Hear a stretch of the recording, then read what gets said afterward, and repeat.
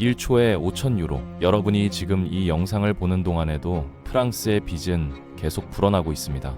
51년 연속 적자, 반세기가 넘도록 단 한 번도 흑자를 낸 적 없는 나라가 유럽 경제의 핵심을 쥐고 있어요. 국가 부채 4조 유로 돌파. 이건 프랑스가 1년 동안 버는 돈 전부를 합친 것보다 많은 금액입니다.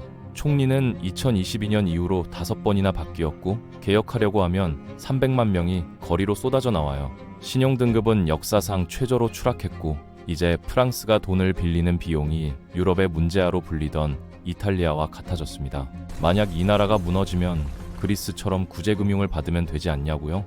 프랑스는 그리스의 10배 규모입니다. 구제 자체가 불가능해요. 유럽 전체가 같이 흔들리게 됩니다. 어쩌다 유럽의 자존심이 이 지경까지 추락했는지 그 이야기를 풀어보겠습니다.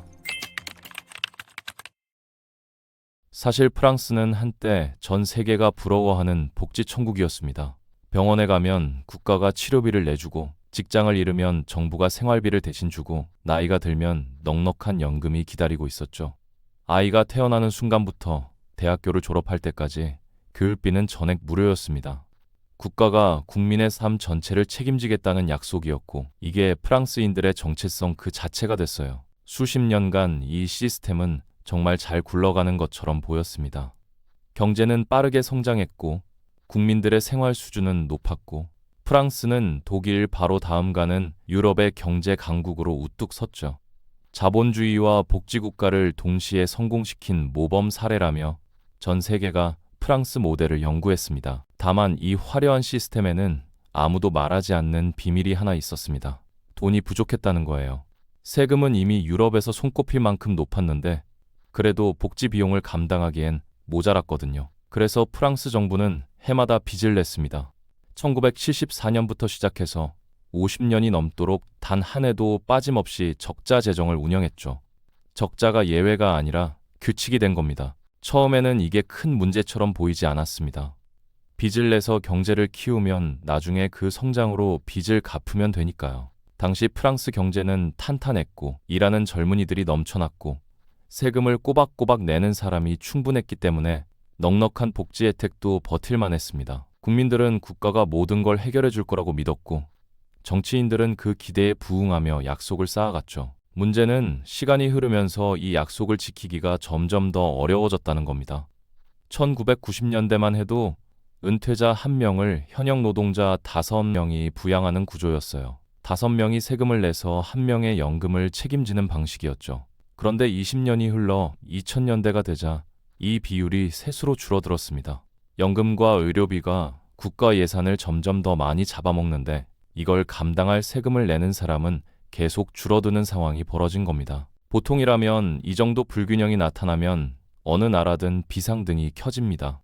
실제로 다른 유럽 국가들은 이 시점에서 연금 개혁이나 복지 축소에 들어갔거든요. 그런데 프랑스는 달랐어요. 특별한 방패가 있었습니다. 바로 유로화의 탄생이었죠. 유로존이 출범하면서 프랑스의 국채 금리가 역사상 최저 수준으로 곤두박질 쳤습니다. 쉽게 말해서 돈 빌리는 게 거의 공짜나 다름없어진 거예요. 정치인들 입장에서는 개혁할 이유가 완전히 사라졌죠. 국민들 화나게 할 필요 없이 그냥 빚을 내면 됐으니까요. 어차피 이자도 얼마 안 되는데 굳이 연금을 손대서 시위를 유발할 필요가 있겠습니까? 겉으로 보기에 프랑스 시스템은 여전히 안정적이었습니다. 경제도 돌아가고 복지도 유지되고 국민들도 만족해 보였죠. 하지만 속을 들여다보면 프랑스는 누구도 인정하고 싶지 않을 만큼 취약해지고 있었습니다. 빚 위에 빚을 쌓으면서 언젠가 터질 폭탄의 내관을 조용히 준비하고 있었던 겁니다. 그러다 2008년 고요함이 산산조각 났습니다. 글로벌 금융위기가 세계를 덮쳤어요. 프랑스도 다른 나라들처럼 경제를 살리기 위해 수백억 유로를 쏟아부어야 했습니다. 문제는 일자리를 잃은 사람들이 폭발적으로 늘어났다는 거예요. 세금을 내며 시스템을 지탱하던 사람들이 하루아침에 복지 혜택을 받는 처지로 전락했죠. 돈의 흐름이 완전히 뒤집혔습니다. 들어오는 세금은 줄고 나가는 지원금은 폭증했습니다. 단 2년 만에 프랑스의 국가 부채가 GDP 대비 60%에서 80%로 뛰어올랐습니다. 이게 첫 번째 진짜 경고였어요. 프랑스 시스템이 겉보기보다 훨씬 허약하다는 증거였죠. 원래대로라면 이때 정신을 바짝 차려야 했습니다. 같은 시기에 그리스나 스페인은 고통스러운 구제금융을 받으면서 강제로 허리띠를 졸라맸거든요.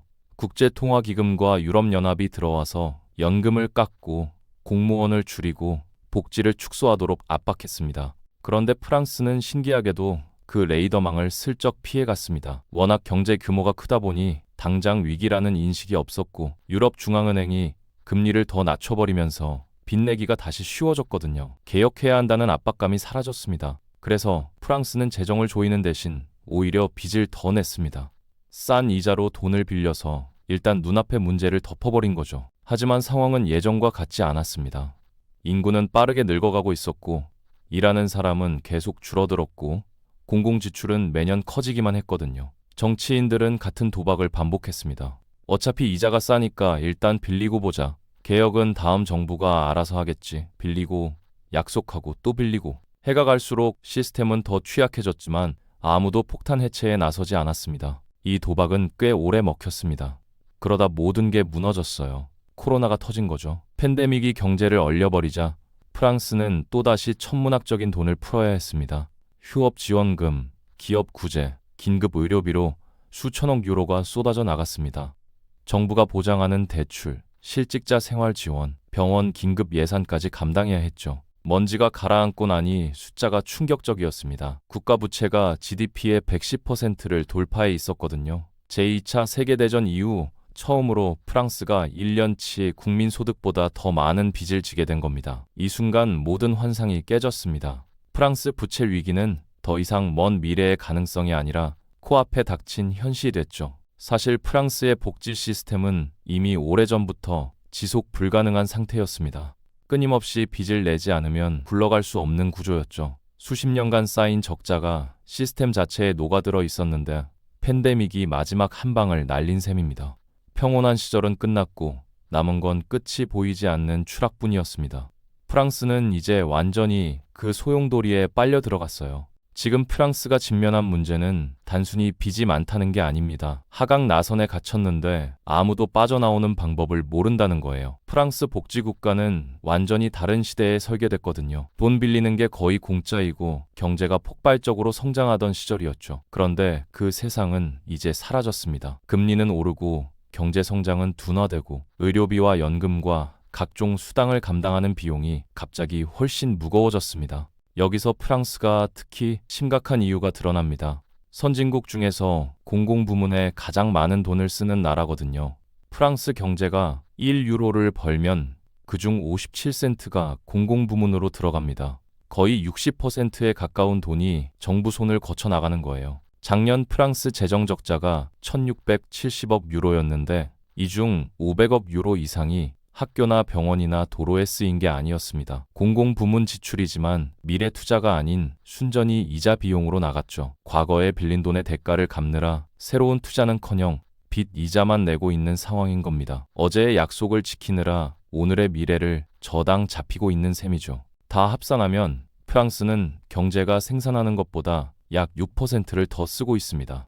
유럽연합 규정은 적자가 3%를 넘으면 안 된다고 정해놨는데 프랑스는 그 2배 가까이를 초과 지출하고 있는 겁니다. 코로나 이후로 이 기준을 충족한 적이 단 한 번도 없고 앞으로 나아질 전망도 보이지 않습니다. 적자가 계속 불어나는 이유는 명확합니다. 프랑스 예산의 대부분이 줄일 수 없는 고정 비용에 묶여 있기 때문이에요. 연금, 의료비, 실업급여처럼 손대는 순간 사회적 폭발을 일으킬 항목들이죠. 그 중에서도 시스템 전체를 가장 빠르게 갉아먹고 있는 게 바로 연금입니다. 프랑스는 현재 세계에서 연금에 가장 많이 쓰는 나라 중 하나예요. 작년 연금 지출만 3,500억 유로가 넘었는데 이게 GDP의 14%에 해당합니다.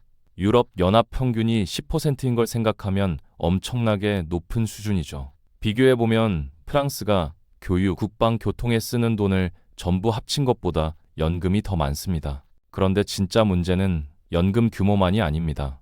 일하는 사람 대비 은퇴자 비율이 얼마나 빠르게 역전됐느냐예요. 연금 시스템이 처음 만들어졌을 때 은퇴자는 전체 인구의 15%도 안 됐습니다. 균형이 유지됐죠. 그런데 지금은 완전히 다른 세상이에요.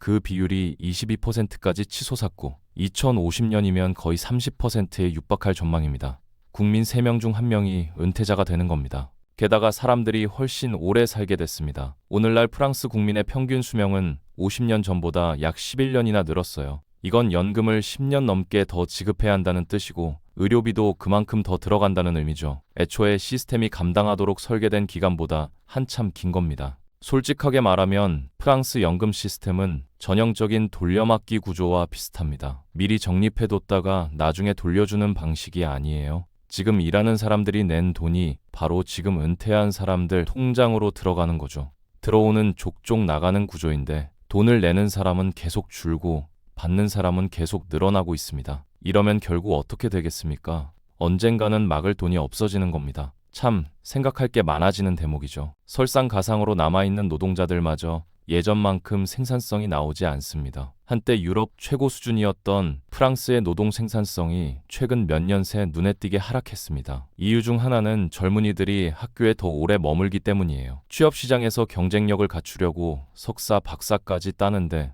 정작 그 학력에 맞는 일자리는 부족합니다. 대졸자 4명 중 1명이 자기 학력이 전혀 필요 없는 일을 하고 있습니다. 공부는 오래 했는데 경제에 기여하는 바는 오히려 적어진 거죠. 문제가 이중으로 꼬여 있습니다. 세금 낼 사람 자체가 줄어드는데 그나마 남은 사람들조차 예전보다 적게 기여하고 있으니까요. 시스템이 가장 싫어하는 조합이죠.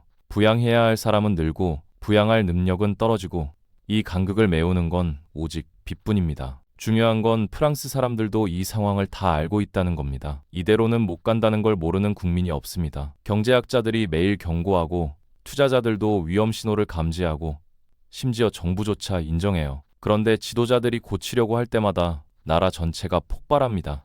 2023년 300만 명이 넘는 사람들이 단 하루 만에 거리로 쏟아져 나왔습니다. 마크롱 대통령의 연금 개혁에 반대하면서요. 국제 기준으로 보면 그 개혁안은 아주 온건한 수준이었습니다. 정년을 62세에서 64세로 2년 올리는 게 전부였거든요. 참고로 독일과 이탈리아는 이미 67세고 미국도 66세입니다. 그런데 프랑스의 반응은 폭발적이었습니다. 파업으로 대중교통이 완전히 마비됐고 파리 거리에는 쓰레기가 산더미처럼 쌓였고 시위가 몇 주간 이어졌죠. 여론조사 결과 국민 70%가 개혁에 반대한다고 답했습니다.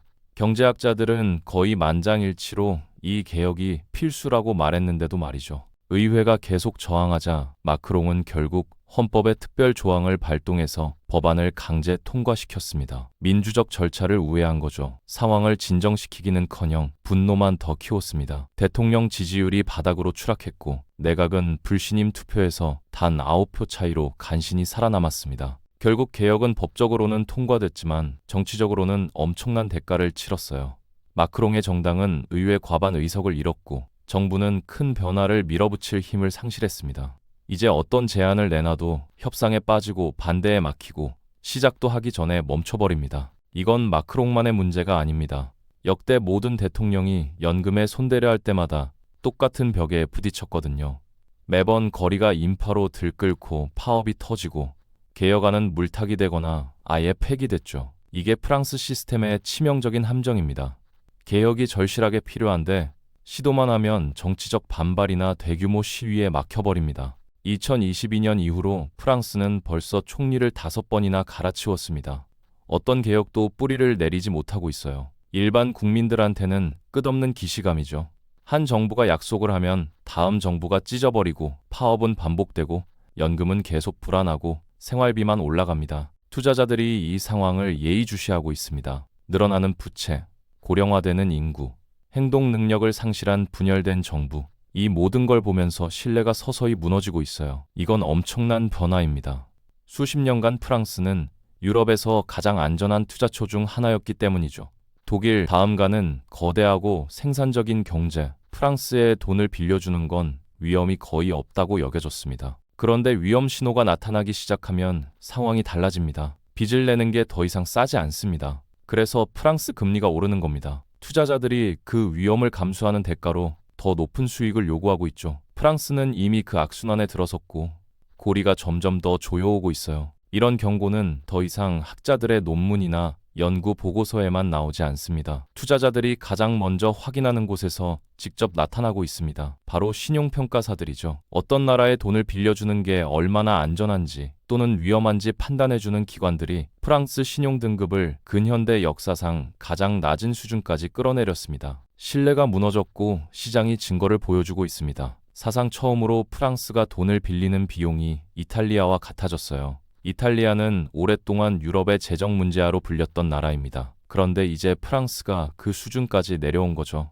더 깊이 들여다보면 전망은 더욱 어두워지죠. 지금 프랑스가 보여주는 숫자들이 소름 끼칠 정도로 익숙합니다. 2010년 그리스 위기가 폭발하기 직전에 그리스 10년물 국채 금리가 약 3.3%였습니다. 지금 프랑스가 거의 똑같은 수준에 있어요. 당시에는 신뢰의 작은 균열 하나, 매도 물결 한 번이 시작점이었습니다. 몇 달 안에 금리가 치솟았고 그리스는 국제 금융시장에서 완전히 퇴출당했죠. 아무도 돈을 빌려주지 않았어요. 프랑스가 지금 밟고 서 있는 땅이 바로 그 지점입니다. 투자자들이 믿음을 유지하는 동안에는 시스템이 절뚝거리며라도 굴러갑니다. 하지만 프랑스 국채가 더 이상 안전하지 않다고 판단하는 순간 추락이 무섭게 가속될 수 있습니다. 이건 전망의 거대한 전환입니다.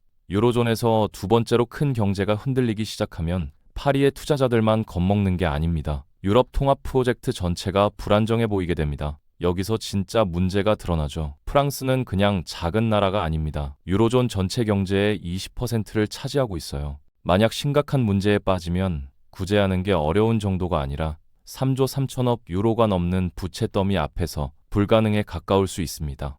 여기서 기억할 점은 이거죠. 유로는 모든 회원국이 재정을 통제해서 단일 통화가 안정적으로 유지될 수 있다는 약속 위에 세워졌어요. 그래서 엄격한 규칙이 정해진 겁니다. 적자는 GDP의 3%를 넘으면 안 되고 국가 부채는 60% 이하로 유지해야 한다고요. 그런데 프랑스가 물론 다른 나라들도 마찬가지지만 더 이상 이 규칙을 지키지 않습니다. 그리고 이게 모든 걸 바꿔버립니다. 프랑스가 자기 집안 단속도 못하면 시스템 전체의 신뢰가 무너지고 맙니다. 핵심 회원국조차 규칙을 안 따르는데 왜 투자자들이 유로를 믿겠습니까? 여기서 진짜 골치 아픈 상황이 시작됩니다. 프랑스는 단순히 망하기엔 너무 커요. 시장이 차입 비용을 감당 불가 수준까지 밀어붙이면 유럽 중앙은행이 거의 확실히 개입할 겁니다. 공황을 막으려고 프랑스 국채를 사들이겠죠. 그런데 그게 실제로 무엇을 의미하는지 생각해 보세요. 프랑스가 그런 식으로 구제받는 순간 다른 나라들도 똑같은 걸 원할 겁니다. 그렇게 되면 어떤 정부가 굳이 지출을 줄일까요? 갑자기 유로존은 규율이 아니라 중앙은행 대차대조표로 유지되는 셈입니다. 유럽이 지금까지 감히 넘지 못했던 선이죠. 불편한 진실은 이 상황이 완전히 전례 없다는 겁니다. 유로존에는 이런 경우를 대비한 매뉴얼이 없습니다. 그리스, 포르투갈, 아일랜드 구제금융은 해냈지만 그건 전부 훨씬 작은 경제들이었습니다. 프랑스는 그리스보다 그 규모가 거의 10배나 큰 나라죠. 만약 위기에 빠지면 결국 유로존 전체가 불가능한 선택 앞에 놓이게 됩니다. 개입해서 구하면 독일과 네덜란드에서 정치적 역풍을 맞고 거부하면 창립 핵심 멤버 중 하나가 무너지는 걸 지켜봐야 합니다. 어느 쪽을 선택하든 위태로운 건 프랑스만이 아닙니다. 유로 자체가 걸린 문제입니다. 지금 프랑스는 갈림길에 서 있습니다. 개혁을 하면 거리가 불타고 개혁을 안 하면 나라가 불탑니다. 반세기 동안 쌓아온 빚의 무게가 드디어 한계에 다다랐고 그 무게를 버틸 시간이 얼마 남지 않았습니다. 유럽의 심장부에서 시한폭탄이 째깍거리고 있는데 아무도 해제할 용기를 내지 못하고 있습니다.